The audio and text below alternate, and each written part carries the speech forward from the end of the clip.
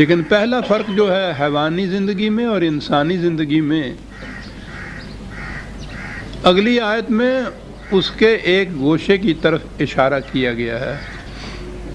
حیوانات کی زندگی میں بچہ پیدا ہوتا ہے تو ایک جبلی تقاضا ہوتا ہے، انسٹنکٹ کا ارج ہوتی ہے، جس کی روح سے وہ بچے کی ماں بچے کی پرورش کرتی ہے۔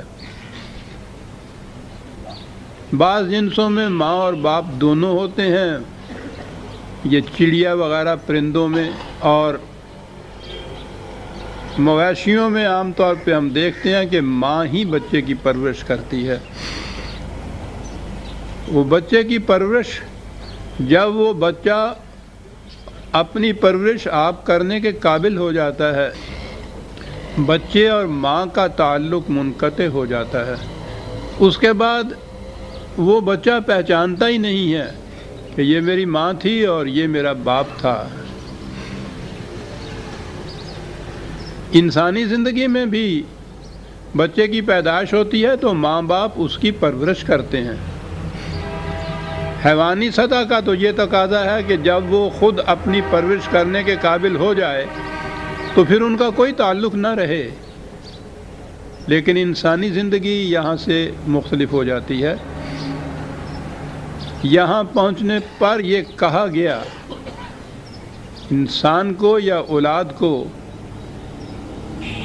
کہ وَوَصَّيْنَا الْإِنسَانَ بِوَالِدَيْهِ إِحْسَانًا،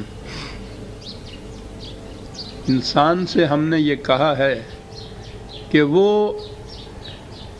اپنے ماں باپ کو فراموش نہ کرے، بڑھاپے میں ان کی جو کمیاں ہو گئی ہیں، ان میں ڈیفیشنسیز جو ہو گئی ہیں، ان کو پورا کرے۔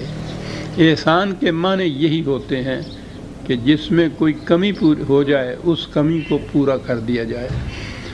قرآن کریم میں متعدد مقامات پہ والدین کے ساتھ احسان کا ذکر اور حکم آیا ہے، تاکید آئی ہے۔ کہیں یہ کہا گیا ہے کہ ان کے ساتھ نرمی سے برتاؤ کرو، درست کلامی پہ نہ اتر آؤ۔ یہ ساری تاکید آپ دیکھتے ہیں کہ حیوانات میں اس کی ضرورت نہیں، وہاں نہیں ہوتی۔ یہ انسان کا درجہ ہے جہاں یہ چیز کہی گئی کہ وہ ماں باپ کے ساتھ حسن سلوک کرے، ان کی کمی کو پورا کرے، ان کو نرمی سے ان کے ساتھ پیش آئے، کیونکہ کہا کہ بڑھاپے میں پہنچ کر عقل اندھی ہو جاتی ہے، انسان کو چڑچڑا ہو جاتا ہے، اس کا مزاج کچھ مختلف ہو جاتا ہے۔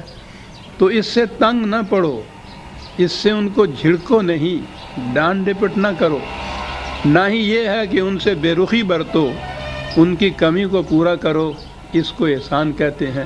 نرمی سے برتاؤ کرو، تو گویا یہ مقام انسانیت ہے۔ وَصَّيْنَا الْإِنسَانَ یہاں ہے، یہ صرف مومنین کے لیے ہی حکم نہیں ہے، بلکہ کہا کہ انسانیت کا تقاضا یہ ہے کہ وہ حیوانی سطح پہ نہ اترے، کہ ماں باپ اس کی پرورش تو کرتے رہیں، اور جب ماں باپ خود اس مقام پہ پہنچے کہ ان کی پرورش کی ضرورت ہو تو یہ ان کی طرف سے رخ موڑ لے، منہ موڑ لے۔ اس کا تقاضا یہ ہے کہ یہ پھر ان کی پرورش کرے۔ کما ہو ربیانی صغیرن، قرآن نے کہا ہے کہ انہوں نے بچپن میں جس طرح سے تمہاری نگہ برداشت کی تھی، پرورش کی تھی، تربیت کی تھی، ربوبیت کی تھی، اس عمر میں یہ خود اپنی ربوبیت کے قابل نہیں رہے ہیں، تو ان کی اس کمی کو پورا کرو۔ تو گویا یہ انسانیت کا تقاضا بتایا۔ آپ دیکھیے کہ یہاں وَصَّيْنَا الْإِنسَانَ ہے، یہ اس میں مومن اور کافر کی بھی تمیز نہیں ہے، حیوان اور انسان کی تمیز ہے صرف۔ اس سے کہا یہ گیا ہے کہ ماں باپ کے ساتھ احسان کرے۔ ایک بات جو اکثر اس سے پہلے بھی کئی مرتبہ آ چکی ہے، اور وہ یہ ہے کہ ہمارے ہاں جو عام عقیدہ ہے کہ ماں باپ کی اطاعت فرض ہے، یہ غلط ہے۔ قرآن نے کہیں ان کی اطاعت کو فرض قرار نہیں دیا، ان کے ساتھ اس نے سلوک کی ہی تاکید کی ہے۔ اور یہ بڑی اہم چیز ہے۔ بظاہر ایک یہ چھوٹا سا نقطہ ہے، لیکن یہ زندگی کے بڑے اہم اصولوں میں سے ایک بات ہے۔ میں نے جیسا کہا ہے کہ ہمارے ہاں بھی عام طور پہ یہ ہے کہ ماں باپ کی اطاعت فرض ہے، اور باقی مذاہب میں تو پوچھو نہیں کہ ماں باپ کی اطاعت کو، اطاعت میں زور دوں گا اس لفظ پہ، کتنی اہمیت دی گئی ہے۔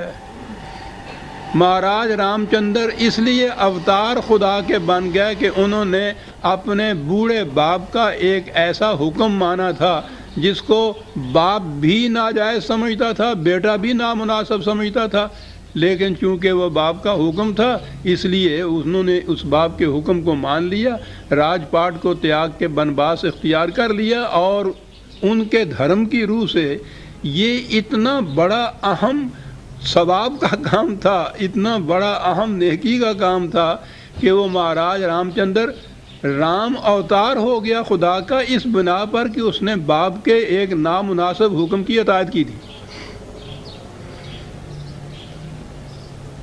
اور دنیا کے ہر مذہب میں آپ دیکھیں گے کہ یہ جو اوبیڈینس، اطاعت ہے ماں باپ کی، اس کو فرض قرار دیا گیا ہے۔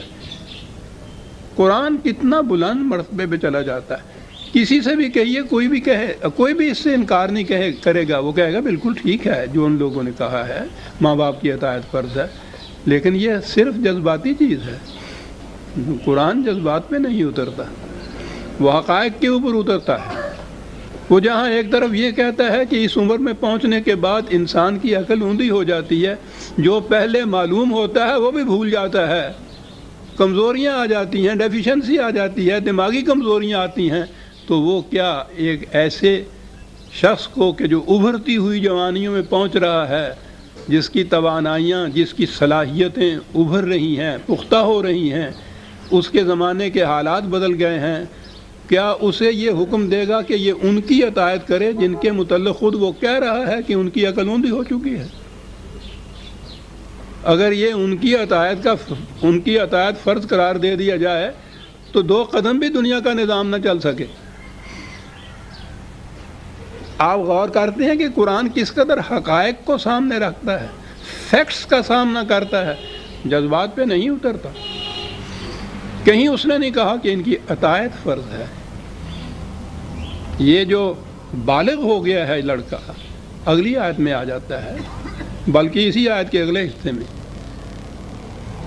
سن رشد کو پہنچتا ہے، جوانی کے پہنچتا ہے، پختگی کو پہنچتا ہے، تو یہ تو ابھر رہا ہوتا ہے اور وہ ماں باپ نیچے جا رہے ہوتے ہیں، تو یہ کبھی بھی ایک ایسی جنس کو کہ جو ابھرنے والی ہو، اسے کبھی یہ نہیں کہے گا کہ تم ان کی اطاعت کرو جو نیچے جانے والی ہیں۔ اور یہی چیز نسلوں کے اوپر بھی ہے۔ آنے والی نسل اپنے دور کی جو ہے وہ اس کو کبھی یہ نہیں کہتا کہ تم جو چلی گئی ہے نسل جن کو اسلاف کہتے ہیں ان کی اطاعت اور ان کی پیروی کیا کرو، کہتا اپنے حالات آپ خود سامنے رکھو، عقل و فکر سے کام لو۔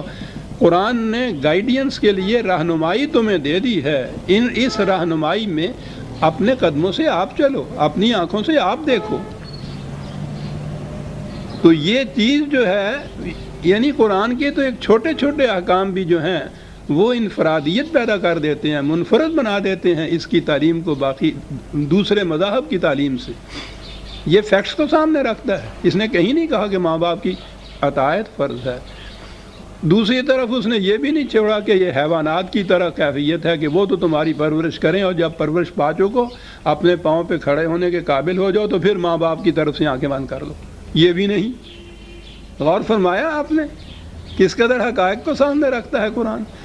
حیوانات سے اس کو منفرد کیا کہ نہیں، ماں باپ ہیں، جب وہ اپنی پرورش کے آپ قابل نہ رہیں، بڑھاپے میں پہنچیں، کمزوریاں ان میں آ جائیں، ان کی کمزوریوں کو رفع کرو، نرمی سے ان کے ساتھ پیش آؤ، حسن سلوک سے ان کے ساتھ پیش آؤ۔ اور ادھر یہ بھی نہیں کہا ہے کہ ان کی اطاعت تم پر فرض ہے، اپنے فیصلے آپ کرو، تم بہتر پوزیشن میں ہو ان کے مقابلے میں اپنے فیصلے کرنے کے لیے۔ آپ ذرا ادھر ادھر نگاہ دوڑا کے دیکھیے کہ اس غلط مفروضے نے کہ ماں باپ کی اطاعت فرض ہے، یعنی جو کچھ وہ کہیں وہ کرنا خدا کے حکم کی روح سے فرض ہے، معاشرے میں کتنی تباہیاں پیدا کرتا ہے۔